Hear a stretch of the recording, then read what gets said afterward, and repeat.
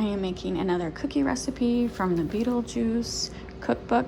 Today I'm going to be making the Girl Scout Cookies Troop 666. This is a scene from the musical. I have not seen the musical, but a Girl Scout knocks on the Deetz's house and Beetlejuice scares the crap out of her. So I think these are like Copycat Thin Mints because one of the ingredients is peppermint. So I had all the ingredients except for it's dipped in dark chocolate, and I did not want to buy any dark chocolate because I prefer milk chocolate, and I happen to have some milk chocolate melting chocolate that I got for Christmas, and I am going to use that up, and then everything else because I already had cocoa powder, but this might be it. That's probably almost empty. Flour, I did have to buy new flour, but I use that all the time. Butter, baking powder, peppermint extract, which I did have because I use this at Christmas time, my favorite vanilla, sugar, and then an egg. So pretty basic ingredients besides the melting chocolate. The dough is mixed together, and now I'm supposed to freeze it for 15 minutes. It's very sticky. I had to do that for the last chocolate dough too, but it tastes really good. And now I'm gonna wrap it in plastic wrap and put it in the freezer for 15 minutes. All right, the dough has been in the freezer for 15 minutes and I just rolled it out. It said something like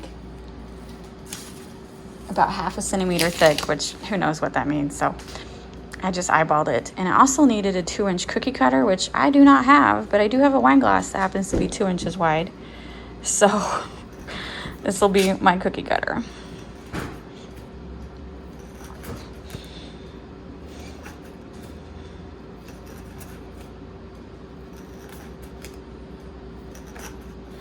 It smells really good.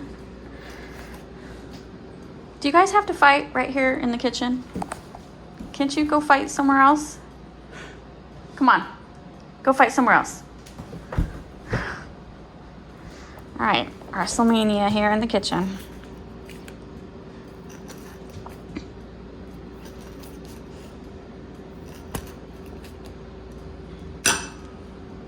So one tip I love about this book is it says every time like you're pressing cookies, pressing dough to flatten it, press it in between 2 pieces of parchment paper.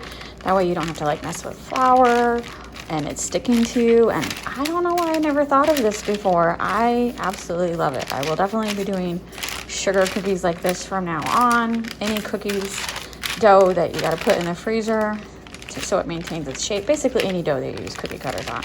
Press it between 2 sheets of parchment paper. I don't know why I didn't know this. It's the best tip ever. First batch is done. They smell really good. The recipe says it's gonna make 36 cookies. I don't think I'm gonna get 36 cookies, but I'll try.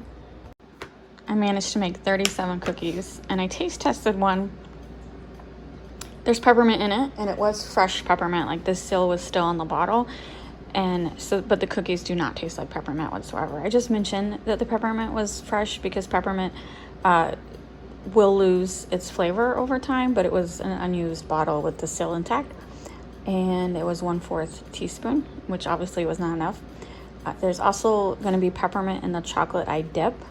So I think I'm going to double the peppermint. This says another 1/4 teaspoon. I'm gonna double it because there's just no peppermint flavor. The cookies taste good. They're chocolatey. They're a little dry. They definitely need to be dipped in chocolate, but I'm gonna let them cool down and then I will melt the chocolate with peppermint extract in it. Here are the cookies cooled down, and I'm gonna melt the chocolate. How I melt the chocolate is I just do this pot, and I have this little bowl that fits on top, and I put my chocolate that I want to melt in it. And that is how I melt chocolate. I guess I'll do it all. And then once it melts, I'm gonna put in the peppermint extract. And hopefully it actually tastes like peppermint.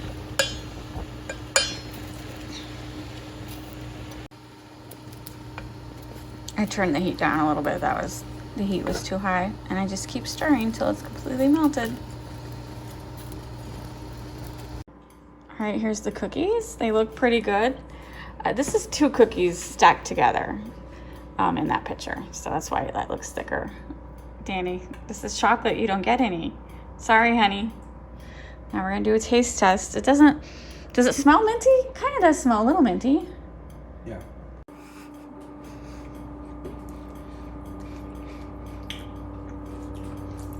That's not bad. It's not bad at all. They do need to harden a little more. I was getting impatient. Huh. I do taste mint. I do now. I do taste mint. I'm wondering if I should put these in the freezer. I'll let them harden a little more. Because this wasn't typical melting chocolate. This was a big bar of chocolate from a specialty company, from a chocolatier.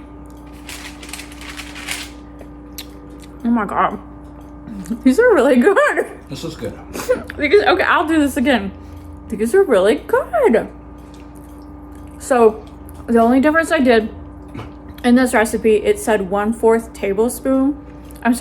teaspoon of mint, of peppermint. I used a whole tablespoon of peppermint. And I'm not a thin mint girl. These are good. What are you thinking? They're better than a thin mint. You like them better than a thin mint? All right. They're smoother. Yep. All right, that's the second recipe in the book that I will do again. So the chocolate cookie recipes in here is a really good base for a chocolate cookie. I will definitely keep that and do that again. Because when the denture cookies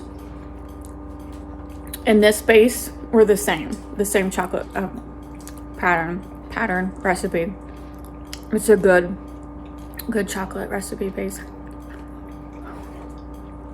This is what I'm shaking my head at. You cannot do anything in this house without cat supervision.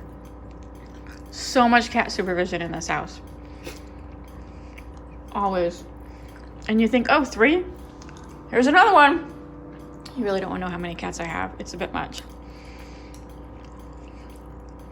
And we've trained them that they're not supposed to be on the counter. They're standing on bar stools. Oh, here's another one. They multiply. They're like little gremlins. We fed them after midnight, and now they multiplied.